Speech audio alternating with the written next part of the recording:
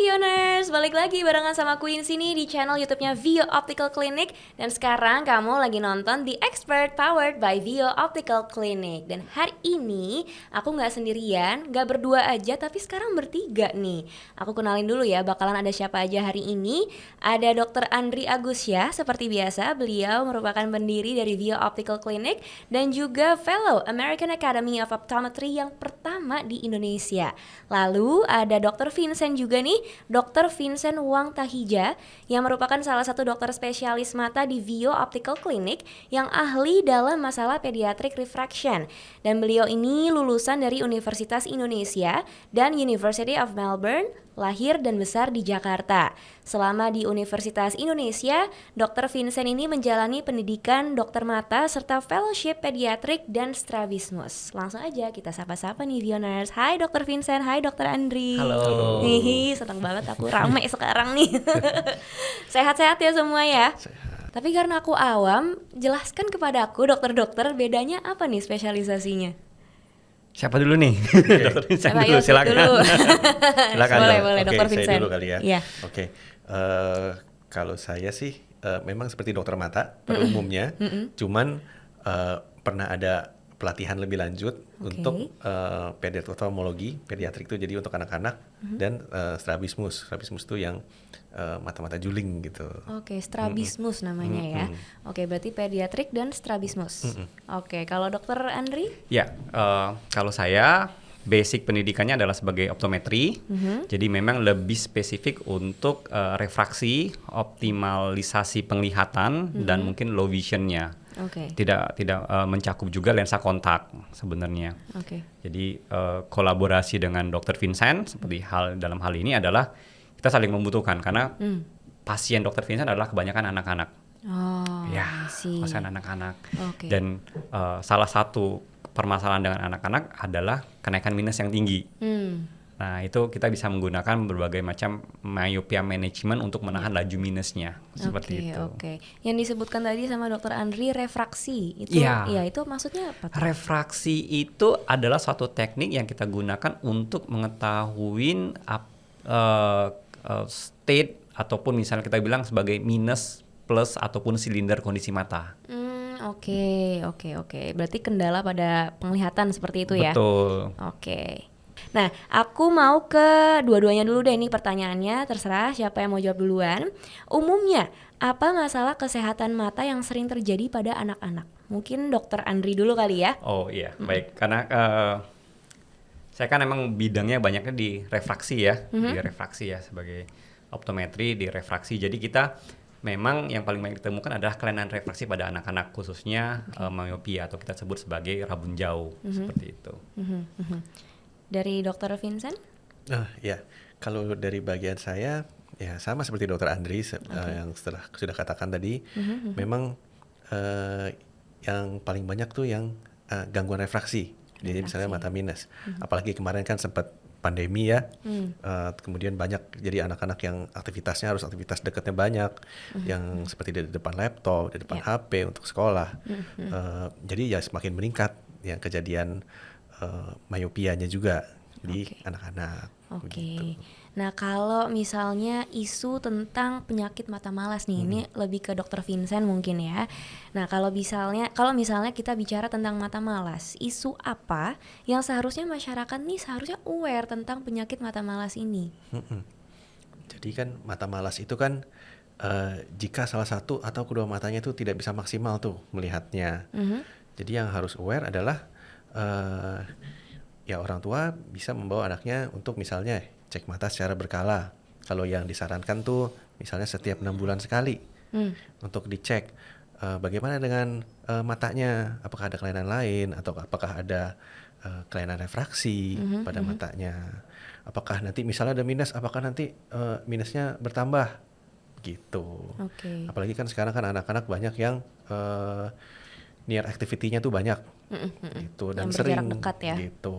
Makanya ya sebaiknya memang dilakukan cek berkala. Cek berkala, Ya, at least 6 bulan sekali dicek. Paling nggak 6 bulan. Oke. Nah, kalau Dokter Andri ini kan spesialisasinya di optometri.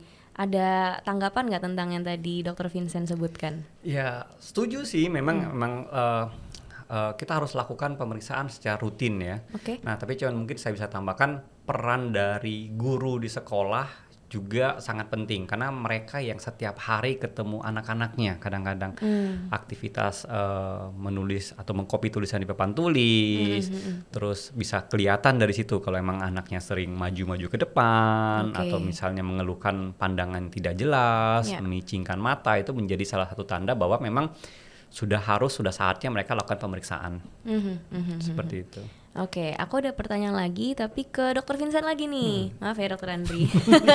Nanti aku ajak Dokter Andri ngobrol kok. Silakan nggak apa-apa. Nah, Dokter Vincent, pada usia berapa nih sebaiknya anak-anak ini diperiksakan kondisi kesehatan matanya? Kalau pertanyaannya sejak kapan? Sebetulnya sih sejak usia dini pun itu sudah bisa dicek. Oke.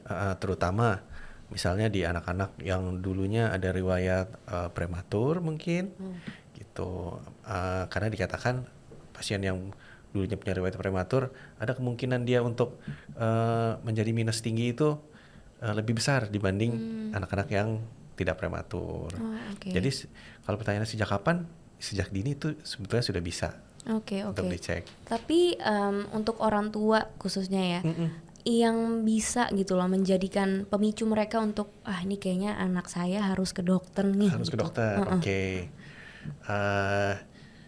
Jadi misalnya kalau ngelihat sesuatu harus dari dekat gitu, kemudian sering micing-micing mata, Oke. atau misalnya bisa juga dibantu di sekolah seperti yang tadi Dokter Andri sudah bilang, misalnya gurunya bikin laporan ke orang tuanya, ini kok kalau duduk di belakang nilainya turun gitu misalnya, atau kalau duduk di belakang dia harus maju ke depan untuk sekedar menyalin tulisan dari papan tulis gitu.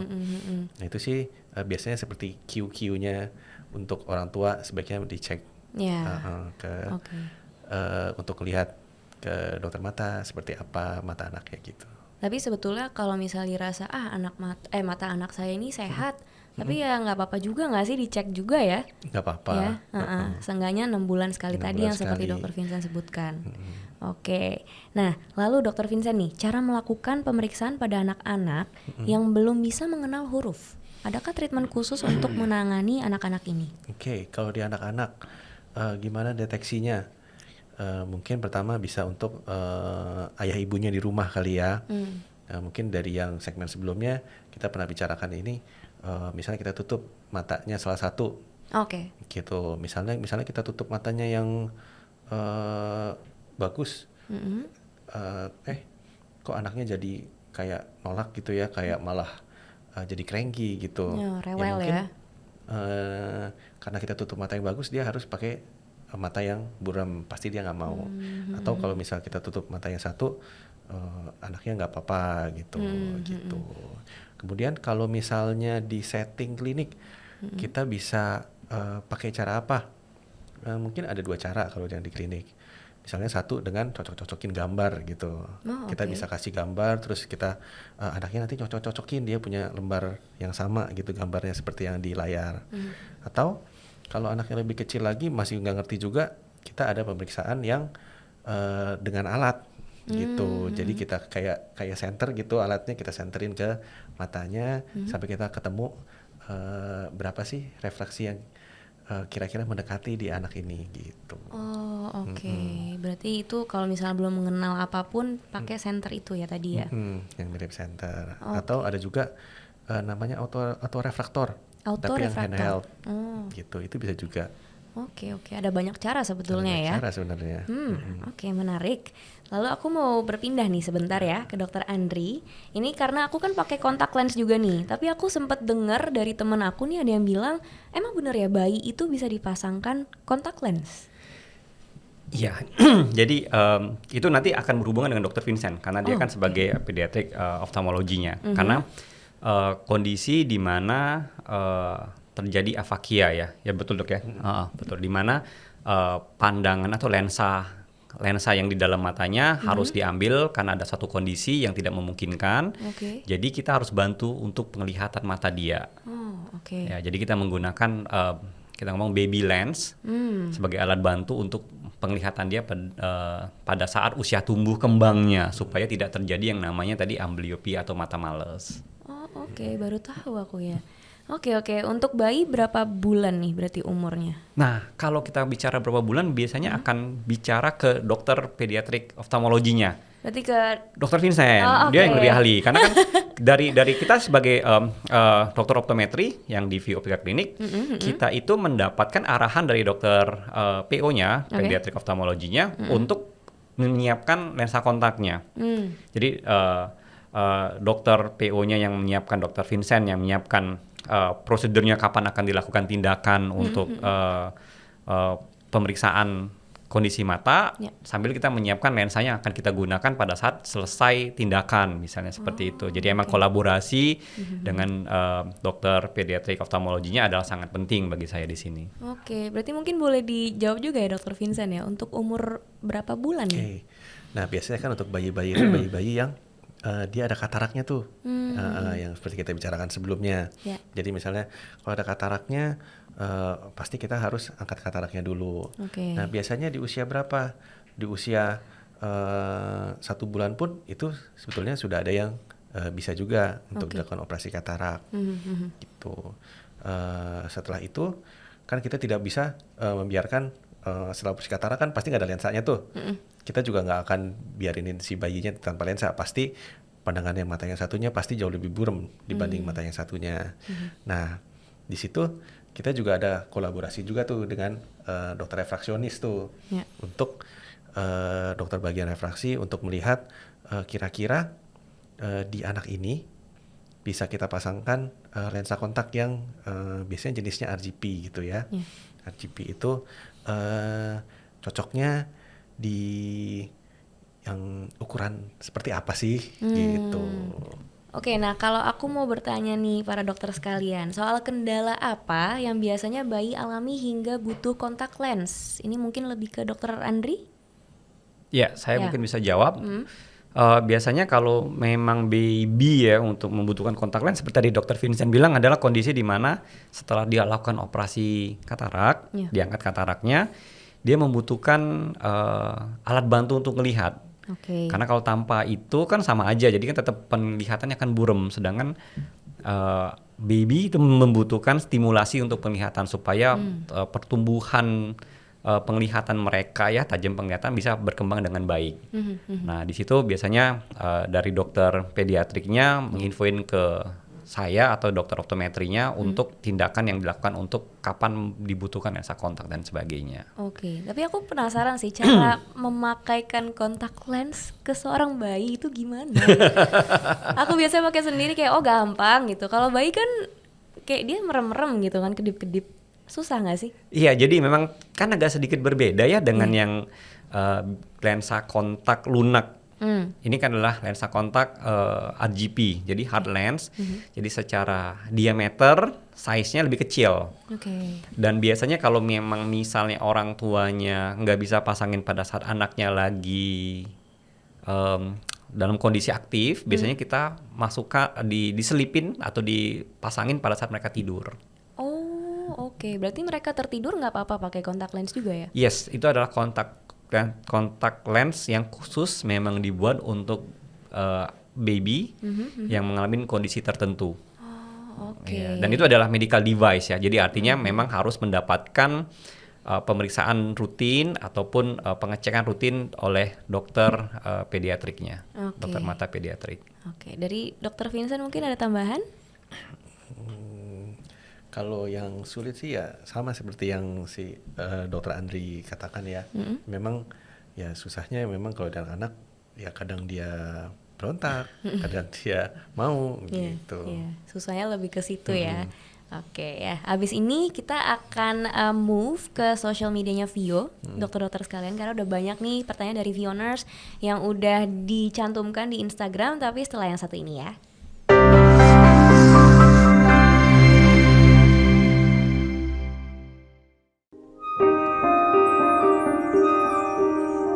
Mata adalah jendela dunia. Lewat mata, anak-anak mampu melihat dan menyongsong masa depan. Namun data menunjukkan bahwa 10% dari 66 juta anak usia sekolah ternyata mengalami gangguan mata.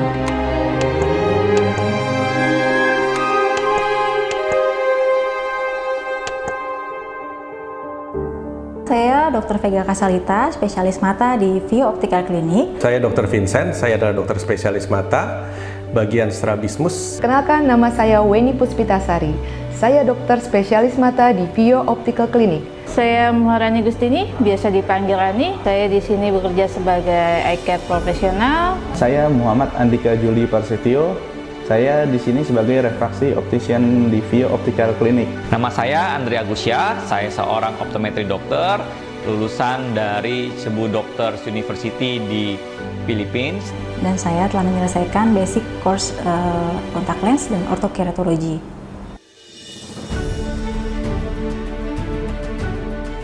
Kami memang berbeda-beda. Namun, kami punya tujuan yang sama. Membantu Indonesia melihat lebih jelas. Untuk mencapai itu, kami tidak sendiri. Ada peran-peran kami yang saling melengkapi. Dan memang menjadi seperti hari ini tidaklah mudah. Pada tahun 2013 terjadi banjir besar yang merendam Mega Bekasi Hypermall. Beginilah kondisi di pusat perbelanjaan Mega Bekasi. Begitu juga dengan Optik Vio yang ada di dalamnya. Tantangan demi tantangan terus kami lewati. Dan di balik semua tantangan itu, ada senyuman mereka.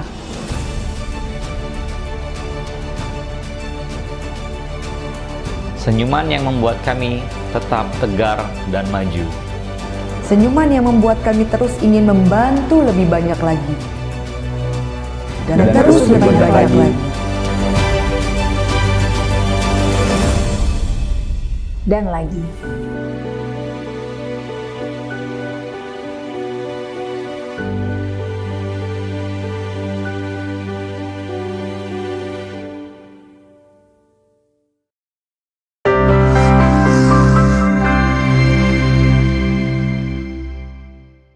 Oke, kita lanjut ke social media nih dari Vioners. Terima kasih banyak sudah mengirimkan pertanyaan-pertanyaan kalian.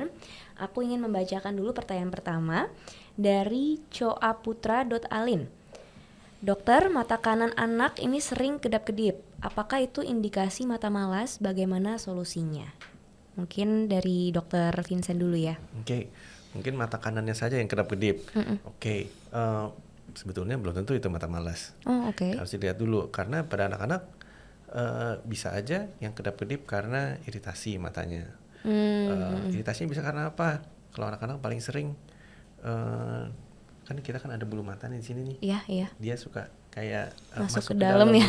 Gitu. Gatel ya. Itu yang salah satu bisa. Oke, gitu. oke. Jadi memang harus dilihat dulu, apalagi cuma satu mata doang. Dari Dokter Andri ada tambahan? Enggak ada sih, cuman tanya dulu yang dilihat apa gitu, apa cewek atau siapa gitu ya. Lebih ke genit ya sebenarnya. Tapi kalau menurut saya yang paling penting adalah ya memang setelah orang tua ngelihat kayak gitu, segera lakukan pemeriksaan sih. Oke. Jangan ditunda lagi lah. Iya. Pokoknya itu. kalau emang nggak genit ya udah langsung ke dokter gitu ya. Iya. Oke, ada dari Izna Aina. Pertanyaannya adalah apakah mata dengan minus yang tinggi sebelah itu bisa disebut dengan mata malas? Mungkin ke Dokter Vincent lagi nih berarti ya. Oke. Seperti yang tadi kita bicarakan ya, kan mata malas itu kalau misalnya di salah satu mata itu nggak bisa maksimal tuh penglihatannya. Nah, salah satu yang bisa bikin ya itu yang minusnya misalnya jomplang sebelah gitu. Nah, cuman kalau misalnya kita lihat yang satu minusnya tinggi, yang satu minusnya rendah, tapi dua-duanya bisa maksimal, ya berarti yang nggak mata malas. Oke. Gitu. Lagi-lagi emang harus dicek ya. Harus dilihat. Harus dilihat betul. Oke, nah ini sepertinya pertanyaan untuk Dokter Andri dari Wiwidi 24. Oke, mata aku minus 12. Apakah itu bisa kurang? Mau kurang berapa sih? Nawar ya, kayak di pasar ya. Oke. Jadi aku nggak bisa jawab kurangnya berapa, apakah bisa kita lakukan treatment, terus misalnya gimana kita bisa manage dia punya kondisi miop, kondisi minusnya. Mungkin yang bisa paling mungkin yang bisa saya sarankan adalah lakukan pemeriksaan terlebih dahulu. Kalau misalnya di Vio itu kita lakukan assessment, kita screening. Biasanya dari dokter mata akan lakukan misalnya pemeriksaan retina, terus dari refraksionisnya atau opticiannya kita akan cek apakah memang ada kondisi di luar dari refraksi yang memang harus dilakukan sesuatu terlebih dahulu seperti itu. Karena kan minus 12 kan cukup tinggi ya. Iya. Bukan mungkin bisa jadi faktor lain lah selain dari refraksinya aja. Nah itu yang kita bisa. Setelah itu baru kita bisa lakukan manajemen untuk kondisi matanya. Jadi ya tetap lakukan pemeriksaan mata secara rutin ya. Jadi segera lakukan pemeriksaan. Oke, baru kita bisa lihat dari situ ya, dari hasil asesmennya kira-kira nih bisa dikurangi atau tidak laju minusnya seperti itu ya. Iya, lebih ke manajemennya Manajemen akan seperti apa. Oke. Ini ada pertanyaan terakhir nih, kayaknya lebih ke Dokter Andri lagi. Ada dari Iin_Banggung. Halo dokter, anak saya usia 7 tahun, sudah minus 8. Apakah dengan terapi ortho-K ini kira-kira bisa turun minusnya? Oke, jadi kalau kita bicara mengenai satu faktor hanya minus aja, agak sulit untuk determine ya apakah emang kita bisa lakukan terapi ortho-K atau tidak, dan berapa pengurangan dengan menggunakan ortho-K itu. Yes. Jadi yes, tapi kalau kita bicara secara data hanya single factor, artinya hanya misalnya minus 8 aja, apakah bisa diturunkan dengan ortho-K? Harusnya iya. Tapi kita harus jelas juga apakah itu akan misalnya kan karena ortho-K adalah myopia management. Artinya kita turunkan itu adalah untuk mengoptimalisasi penglihatannya. Yeah. Jadi selain itu juga kita harus lakukan apakah memang kita bisa bantu dengan kacamata ataukah kita bisa tahan laju minusnya supaya minusnya juga nggak bertambah. Ya, karena ortho-K kita juga tahu bahwa ortho-K adalah satu device yang kita gunakan untuk sebagai myopia management. Yes. Nggak bisa dikatakan bahwa itu akan jadi permanen selamanya kayak gitu. Jadi tetap ada manajemen. Jadi menurut saya yang paling penting adalah myopia manajemennya, gimana supaya bisa menjaga supaya kelainan refraksinya nggak bertambah dengan memperbaiki misalnya pola hidup, kebiasaan dan lain sebagainya sih. Cara jarak pandangnya juga di manage gitu ya. Yeah. Oke, nah sebelum kita say goodbye nih sama Vioners, boleh dong aku minta closing statement, pesan-pesan untuk Vioners yang lagi nonton sekarang. Dari Dr. Vincent dulu mungkin. Dr. Andri udah ngomong banyak nih dari tadi ya. Silakan dokter. Ya mungkin untuk pesan-pesannya, kalau misalnya orang tua di rumah udah terima komplain dari masukan dari gurunya, mungkin anaknya di sekolah sudah mulai susah untuk ngelihat, atau orang tuanya sendiri udah ngelihat di rumah, misalnya anaknya susah untuk ngelihat, harus dari dekat-dekat, atau kelihatannya seperti ada juling, atau mungkin kelihatannya kalau misalnya di foto ada kelihatan kayak bintik putih gitu di matanya, itu sih sebaiknya ya lebih baik di pemeriksaan. Dan jangan lupa periksanya di Vio Optical Clinic ya. Aku bantu promosi nih. Oke, dari Dr. Andri silakan. Dari saya ya tetap Vio ya, silahkan datang ke Vio, karena di Vio adalah salah satu optical clinic, kita bilang optical plus, di mana kita bisa membantu mengoptimalisasi penglihatan tanpa operasi. Tanpa operasi ya. Yeah. Terapi terlebih dahulu ya. Iya. Oke, terima kasih banyak Dr. Andri, Dr. Vincent sudah menemani aku hari ini di episode baru ya, The Expert Powered by Vio Optical Clinic. Jangan lupa Vioners untuk cek description box, lalu diklik linknya, dan jangan lupa juga untuk like, comment, dan subscribe. Sampai bertemu di episode The Expert berikutnya. Bye.